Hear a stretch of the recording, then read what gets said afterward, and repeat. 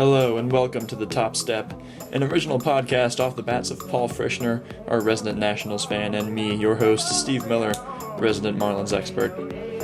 Our guest this week is Miss Boyle. She is our human geography teacher, and she is here to talk with us about a new New York Times survey, a study that was just recently published that talks about the fandom of baseball across the United States.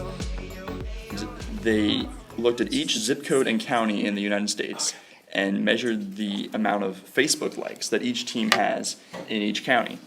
And this map is color-coded, nice for a visual learner like me to see where people are baseball fans of which teams. And some results are not surprising. For instance, the Red Sox basically have from the eastern half of Connecticut all the way up to New England. The Yankees have New York and New Jersey.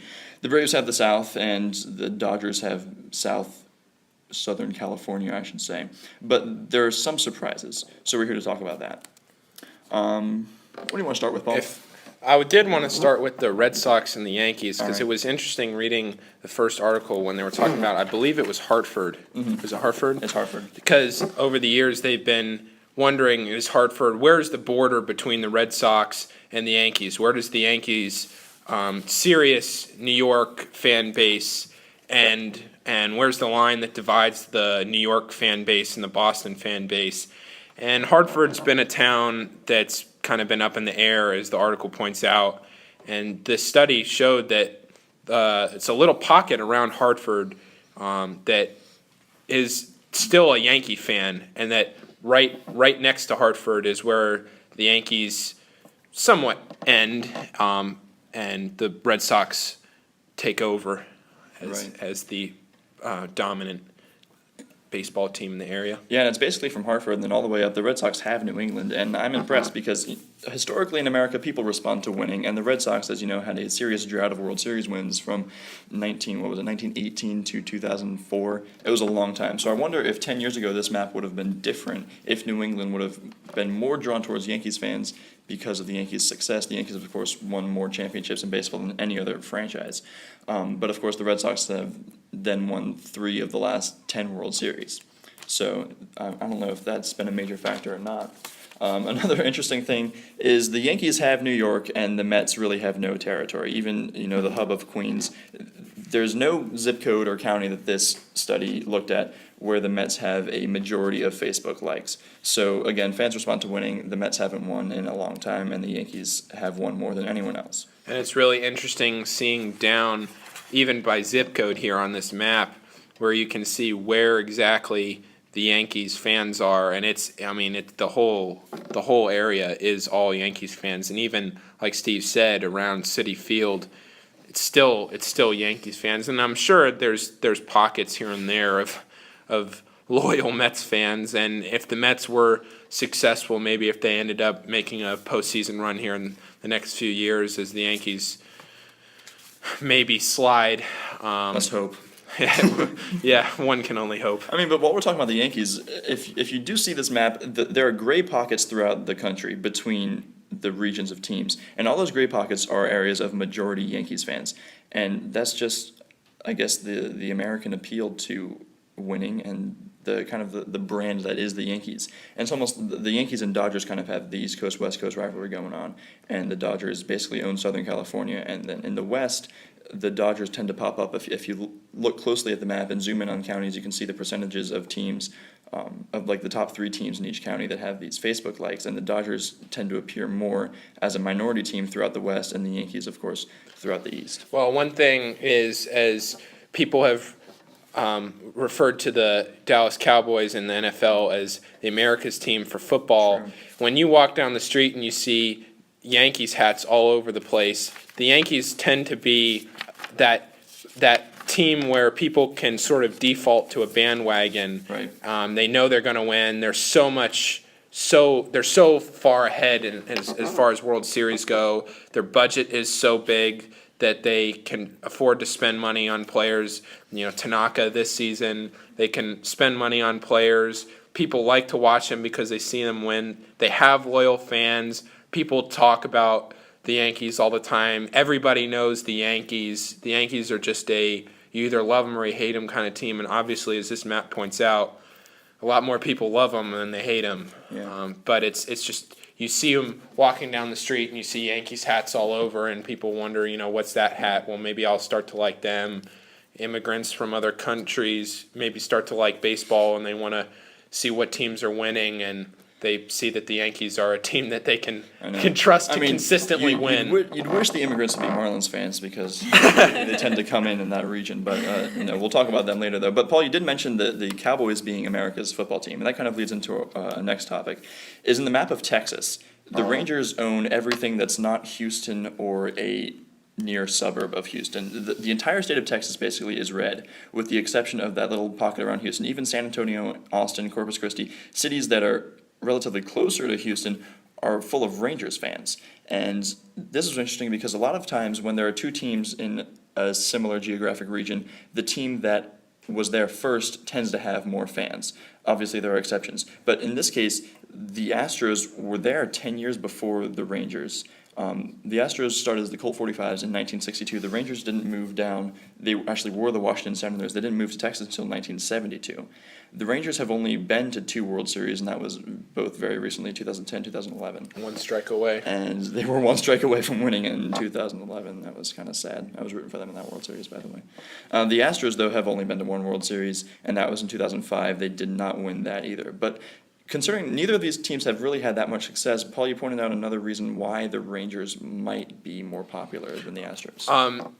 As I said just a minute ago, that the Cowboys were America's team. Last summer I was in Dallas.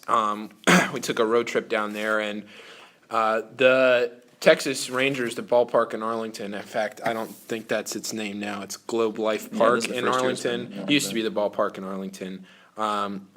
It basically shares a parking lot with the Dallas Cowboys. They're right next to each other. So you get all these Cowboys fans from all over the country, and maybe instead of defaulting to the Yankees, they want to stay within their own city. They feel that maybe since they're Dallas Cowboys fans that they default to the Rangers, and it's obvious that the Rangers have had more success lately. While they haven't won a World Series, they've had more success lately than the poor Astros. And the Astros they have young talent, and people keep waiting for them to come around. But really, since Roger Clemens in that World Series, there hasn't been a lot of success for the Astros. And the Rangers have had a lot of bright spots. Yu Darvish, Elvis Andrus, all those young guys down there that have helped contribute to a winning team, even though they haven't brought home a World Series. That I think the Rangers are a much more likable team down in Texas, as providing a winning atmosphere. And we don't really want to confuse causation with correlation because, it's tough to really put a pin on what has caused the Rangers to be so much more popular. But there is a kind of a correlation between the Astros having a hard time getting fans and what they've done in the past couple of years. They used to be the Colt 45s. They changed their name to the Astros. And they had this orange and blue color scheme for decades and then changed it to the red and black. And then they changed leagues last year. They moved from the National League to the American League. And that's just kind of a knock from the MLB saying, hey, you're the team that would be least affected by this sort of change, as in their fan base would not have that great of an influence of a team changing leagues like this. Like if I don't know if the St. Louis Cardinals had moved from that division, because they were in the same division as the Astros, if they had moved to the AL West, there would have been an uproar in St. Louis because their fans have their own nation. It's their own culture. It's baseball in St. Louis. And in Houston, baseball just isn't part of the life the way it is in other parts of the country. All right, so let's move on now and talk about Illinois and Missouri. Now, as you know, there are 2 teams in Chicago, the Cubs and the White Sox, and the Cubs haven't won a World Series in 106 years, I believe. 1908? 1908, yeah. Yep. And in fact, recently they just lost their 10,000th game. They were the 3rd MLB franchise to lose 10,000 games. And as Stephen Colbert pointed out, they can't even win a losing contest. But it's interesting because the White Sox have fandom, have their little pocket of fans in Chicago around U.S. Cellular Field, and then the southern suburbs, because they're on the south side of Chicago. That makes sense. But then the Cubs have the entire region surrounding it. It's all blue. Why do you think that might be? Well, one thing that the article points out is that the Cubs have a national broadcast partnership with WGN, which is another reference to the Cowboys being America's team, in a sense that the Cubs, if they were a better team, the Cubs are the team that you can turn on WGN, and it's broadcast on whatever TVs acquire that channel around the country. So you can turn on a Cubs game wherever you are in nationwide, and that might be a stronger appeal. Plus the Cubs' history in the area. The Cubs, while they haven't won, there's a certain appeal to Wrigley Field being Wrigley Field, and the Cubs being historically a losing franchise, and there might be some of that. I was a fan since the beginning. When they finally win a World Series here, whenever they get around to doing that. So there might be some of that historic sense behind Wrigley Field, behind the team, the historic players that have played for the Cubs, and the White Sox being still an old franchise, but in the same sense, they don't have the same sort of appeal to baseball fans as a Cubs game with Harry Carey. Yeah. And all those classic figures that have gone through Cubs. I mean, the Cubs, if nothing else, have made it really fun to like a losing team. That is very true. It's very true, especially what was Steve Bartman? Oh my gosh, Steve Bartman incident. That could be a topic for a later podcast. This I've is got a very lot to say true about that. But let's look at this region on a larger scale. The line in Illinois between St. Louis Cardinals fandom and Chicago Cubs fandom basically is drawn right down the center of the state and really reflects the distance that fans are between the two stadiums. And I like that because it shows that fans in Illinois, especially the northern half, aren't Cardinals fans just because the Cardinals are a winning team. They're loyal to the Cubs because I don't know if they've always been or they're just closest to the stadium, so they feel like they should be loyal there. But if nothing else, it's indicative of the demographic in the Midwest and the stereotype that people are nice out there. And so people are willing to be selfless and root for the Cubs, even though it's painful. More than often. More than often. I'd say more than often. Okay. You mentioned the Cubs having a national broadcast, and another effect that's had on baseball fandom is down in the South, as the Atlanta Braves are clearly the favorite team in the southeastern portion of the country, all the way from Tennessee and stretching into Kentucky, out west into Arkansas, Mississippi, down to Louisiana, and then the southern parts of Florida, and of course Georgia. And Ted Turner started Turner Broadcasting Very Station, true. and they were able to nationally broadcast Braves games. And of course, anyone in the Southeast who gets these games and is also by default closest to Atlanta than any other baseball city, because there aren't any other baseball cities in the Southeast besides in Florida, they're drawn to the Braves, and the Braves are a fun team to like, and Atlanta is that hub in the Southeast, as you can tell by a lot of things, from culture to the airport being so busy. Yeah. Atlanta's kind of where the Southeast is drawn to, so it's easy for fans in Louisiana and the northern parts of Florida all the way up into Kentucky to like the Braves. Yeah.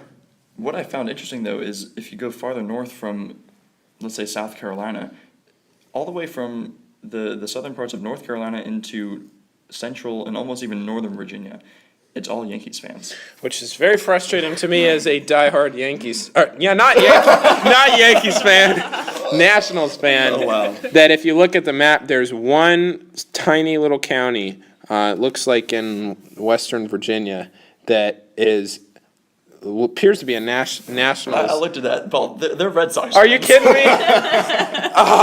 I'm sorry to say that to you, but yeah, it's true. Here's something to at least kind of take with a smile. It's a lighter shade of gray than that in New York. So this is there's very a lower true. percentage of Yankees fans. But really anywhere throughout the country, if you zoom in on these counties that are gray, you see that the Yankees and Red Sox are the two popular teams, and they have maybe anywhere between 15 and 20% of the Facebook likes. So it's not like everyone you meet on the streets in these parts of Virginia is going to be donning a Yankees hat. But it is certainly frustrating that the Nationals haven't been able to extend their fan base down into Virginia. Well, one thing, and I know I could talk for hours on end about the Nationals, and I don't mean to do that, but one thing that is kind of interesting looking at the Nationals, the little line here, is that the Nationals pocket is right around the DC area, but I think what will be useful in extending that line is really providing a consistently winning team. Yes. Because I would be curious to have seen that line back in. No, I'm not sure if Facebook could do that, but I would be curious to have seen that line back in 2012 when the Nationals were really pushing in the playoffs. And now the Nationals have kind of settled in. They're above 500. They're not the 08, 09 100 loss teams anymore, but they're certainly nowhere near the consistently successful Yankees or even the Braves. Watching the Nationals games, and it's so frustrating when the Nats win, the Braves win, and it seems the Nats just never gain any ground. And when you see these lines in these counties, I think it's consistent success that will really draw more people onto the Nationals bandwagon. And given, I'm sure this would have been a quarter of the size that it is now back in 08, 09 when it was 100-loss seasons for the Nats. And certainly being successful in the last couple of years has helped this, but it's nowhere near what it should be for being the nation's capital and finally having a team back in the nation's capital. Well, it's funny you mentioned the 2012 season because I was thinking about that when I saw this map for the first time. And if you remember, that year the Orioles also had their first winning playoff season in a long time. So the Nationals, of course, have to compete with Orioles fans in this nation's capital region. So if you look at the map, the shading between the red and the orange between Nationals and Orioles fans, so the line's drawn not too far north of D.C., and the Orioles fans have a lower percentage in the southern parts of Maryland, and it gets very strong as you get closer to Baltimore. So I'm wondering, had the Orioles not had the success back in 2012, if this line would be closer to Oriole Park than it is right now. See, now the Orioles have the southern parts of Maryland. If the Nationals were the only successful team back then, would these fans have just been drawn more to them and jumped on their bandwagon, and this line would have been extended farther up? Well, the Nationals aren't exactly the stereotypical baseball town as you would say from maybe I'm trying to think of another city that would be more of a. I mean, in DC, it's always interesting going to Nats games, especially because you see the government and everybody in DC, that you see fans at the Nats games. There's always a consistent fan base for away teams just because of the appeal from all over the country, from congressmen, everybody that comes to these games, because DC is such it's a town where everybody comes together in a sense from all over the country. Right. So it's kind of hard to get an idea of who's the consistent Nationals fans, and it's hard to see it as an ideal baseball city when there's not, there might be a congressman from Wisconsin that's gonna like the other teams and bring a contingent of Brewers fans to the Nats games. Right. And there's going to be that for almost every away series at Nats games. So that kind of nationwide appeal for the Nationals doesn't exactly make it a conducive, typical baseball town. But I think what will contribute it to being a bigger fan base will be a farther push in the playoffs, or at least more consistently successful seasons. Yeah, and that's a good point. And let's jump all the way across the country and talk about what I think we have to at least mention while we're talking about this map, is that the Giants have the entire portion of Northern California up into Oregon, and the Athletics, just like the Mets in New York, don't have a single county or zip code with a majority fandom population. So, of course, teams respond to winning, and San Francisco's won 2 of the last 4 World Series. But Oakland, I think, also suffers because their stadium is just so non-fan friendly, and they're talking about getting a new one. But AT&T Park is the Giants' home stadium, and that's really just like a baseball haven. I mean, everyone loves going there. It's a gorgeous park right on the water, and you've got to think that fans respond to that aesthetically pleasing portion of the Giants, whereas they wouldn't respond to that of the Athletics at all. But another thing is the Athletics have won the last 2 division titles in the AL West. So I'm wondering if they make a farther push into the playoffs, just like Paul's saying with the Nationals, if their fan base won't be able to expand and at least get Oakland and the eastern parts of the Bay Area.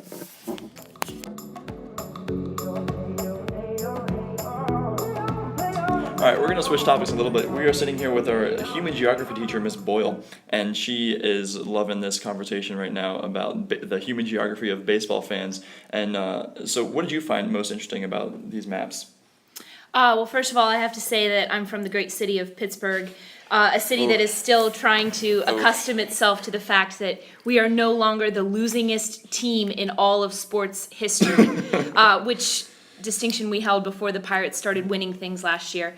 But I wanted to make a couple of comments. One about the weak majority that you both pointed to in the D.C. area, D.C., Northern Virginia. Yeah.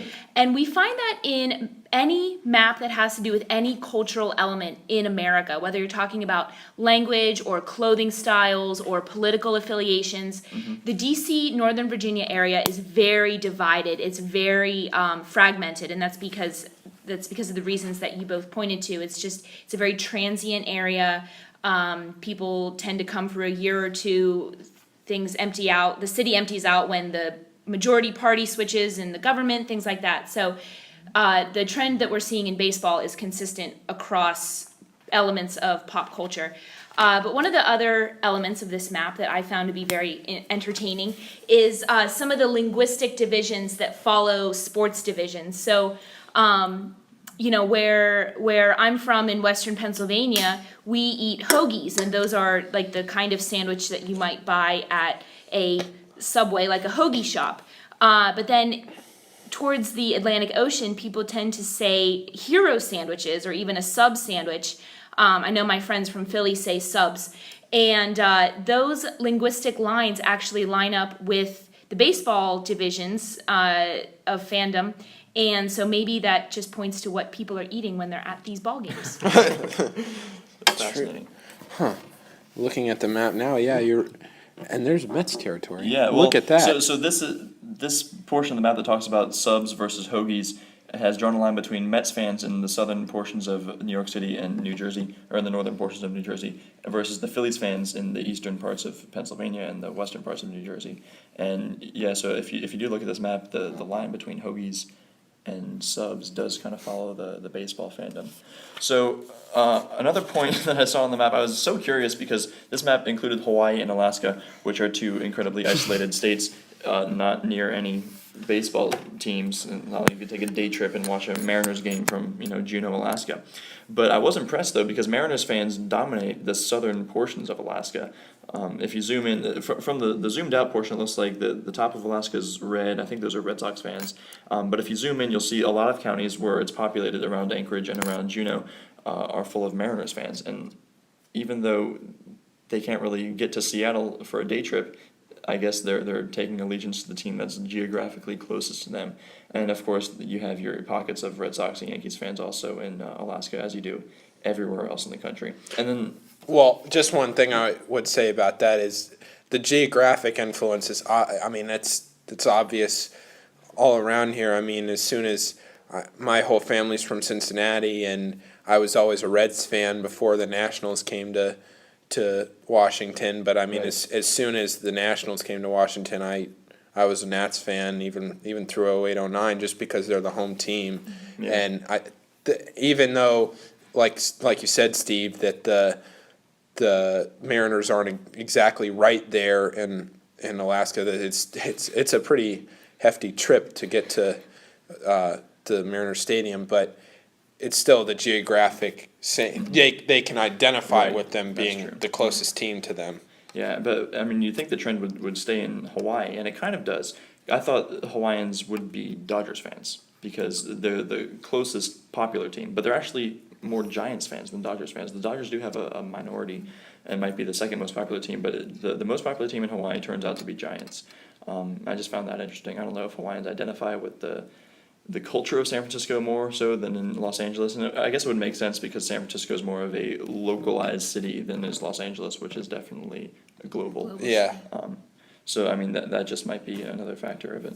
All right. I also wanted to talk about Florida because the Rays and Marlins both have their pockets. The Marlins down in the southern portions, up north to Fort Lauderdale, Palm Beach area, and then the Rays have Tampa Bay, St. Petersburg, and almost to Orlando, and then down south towards Lake Okeechobee. But other than that, it's all Yankees fans and some Red Sox fans as well. These Yankees just keep popping up They everywhere, do. don't they? But so this goes back to the point that Florida in the northern portions is more southern in the sense that it's more like the southern part of the United States. And if you look at the map, you can see that the Braves nation extends down into the panhandle of Florida and then down towards Jacksonville.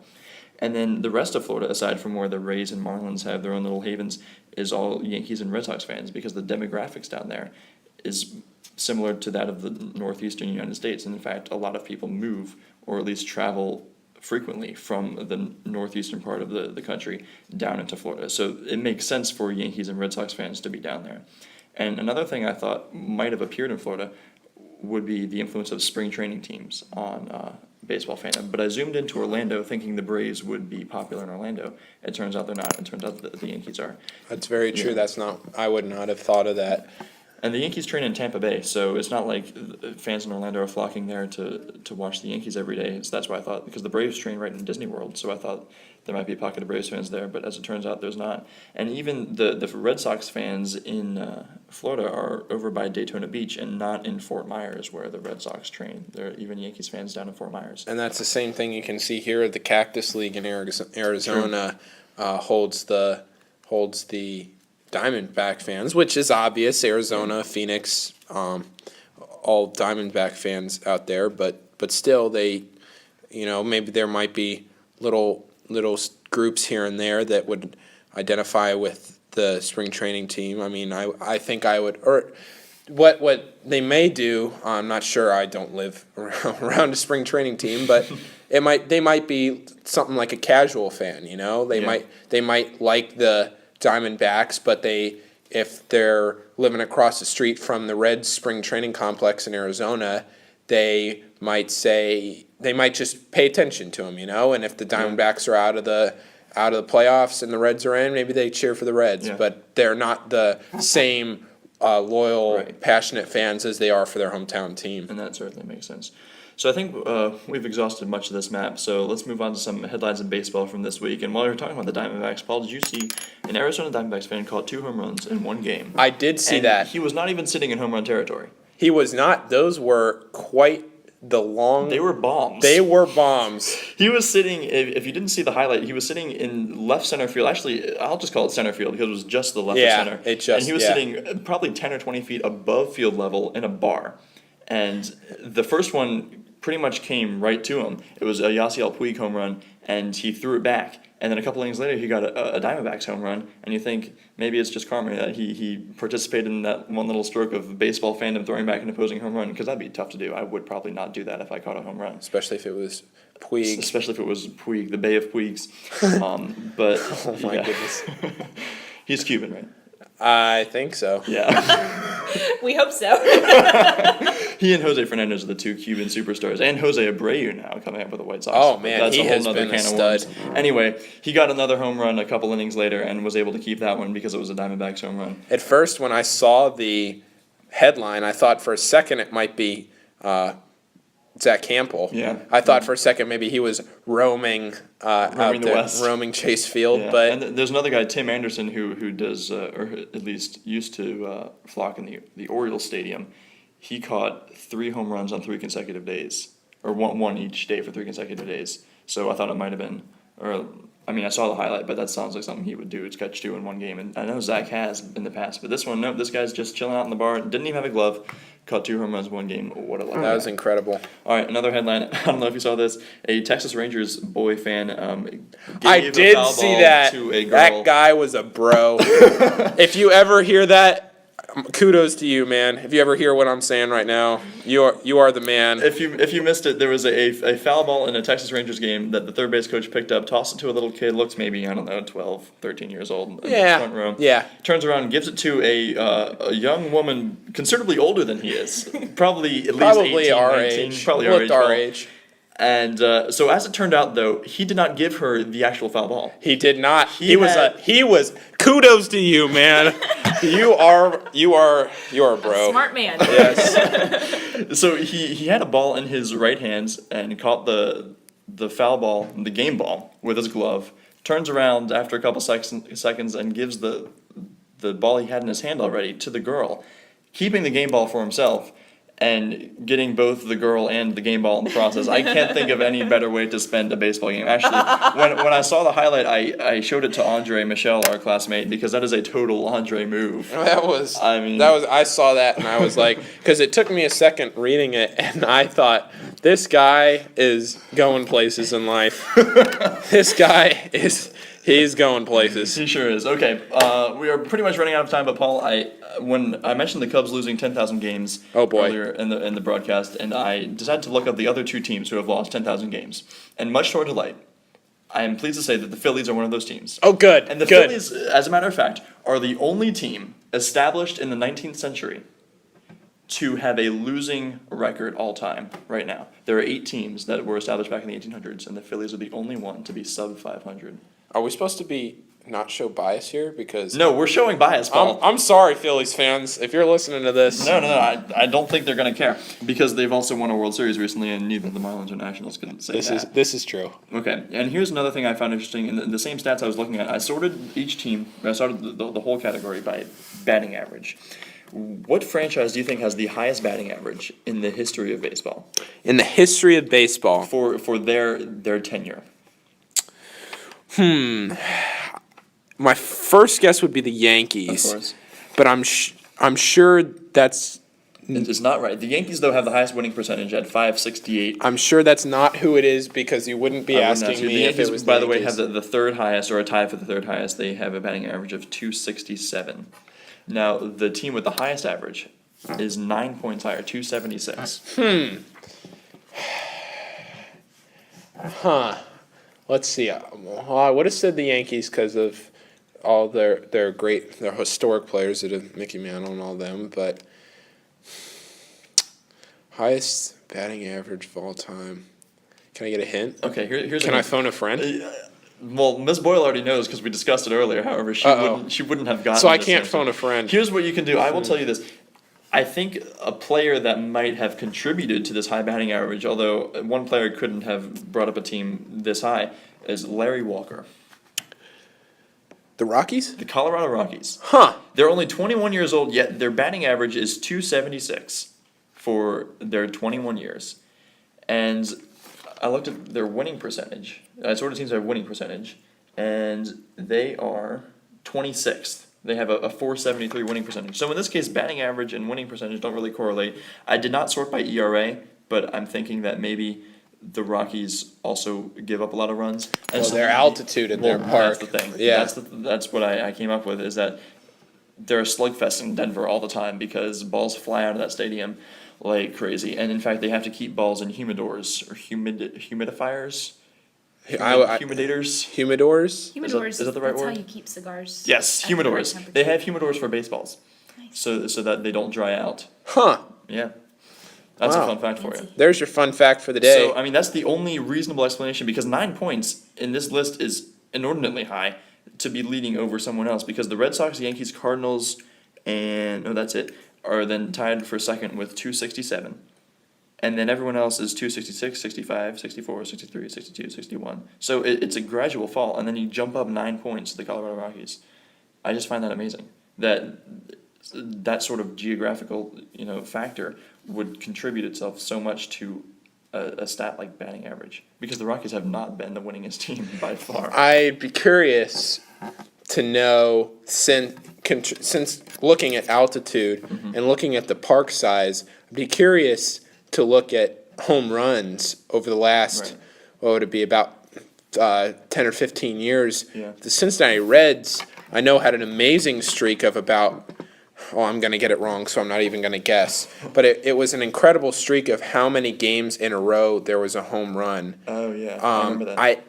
At first I was going to say 3 years. I'm not sure if that's way too high or if that's just about right. But it was an insane Yeah. amount that even earlier this season there was that slugfest between the Pirates and the Reds. They had Oh, I remember that there were like 10 home runs. 10 or 14 home That was runs crazy. combined between them in that Yeah. game.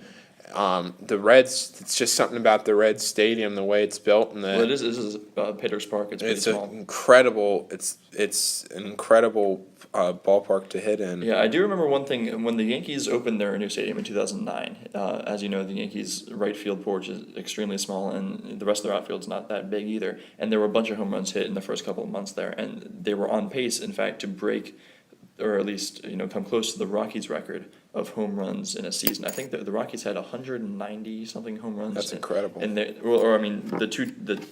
home and away teams combined in the first year of Coors Field back in '93 or whenever it opened. And so the Yankees, I don't think, ended up coming close to that record in the end, but at least in the first couple months they were on pace for that. So I do know a lot of home runs are hit in Colorado, and it's not because of the size of the outfield like it is in New York. It's because of the altitude. Okay. All right. You have anything else, Paul? I don't, except that I'm gonna probably be getting some sleep tonight after that marathon game last night. I turned it on about 6th or 7th inning. And I was like, well, it's almost close to the end, and I was all ready. I was gonna go to bed early and have a good day. Well, I had a pretty good day, but I was gonna go to bed early, and I was gonna be all like rejuvenated and all this stuff. And I was like, yeah, I'll watch the end of the game. And then it was 9th inning, and it was a great rally by the Nats in the 9th inning to tie it up. And then I was like, well, it's the 9th inning. It was a great rally. I guess I got to watch the 10th. And then I watched the 10th, and we didn't score, didn't win. And I was like, yeah, maybe one more. And I kind of kept that mentality for another 2 hours. So, Unfortunately, the Nationals twice were robbed by amazing defensive plays by Brandon Phillips and Billy Hamilton, respectively, in the 12th and 14th innings. I gotta say, as I mentioned earlier, being a somewhat paying attention to the Reds, since I'm basically been, my whole family's from Cincinnati, so whenever the Reds come to town, we always kind of just.